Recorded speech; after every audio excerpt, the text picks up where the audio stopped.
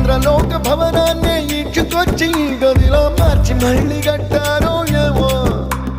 మాయజాలము తెలుసు మంత్రగారడి తెలుసు రెంటి కన్న ఇది ఇంకోటేమో నీలాకాశం నేలాకొస్తే ఇట్టాగే ఉంటాదో ఏమో ఈ సంతోషం దాచాలంటే హృదయాలు ఓ వంద కావాలేమో ఇంతందంగా ఉంటుందా ఈ లోకం ఇన్నాళ్ళు ఈ మనసుకి తెలియాలేదే పాపం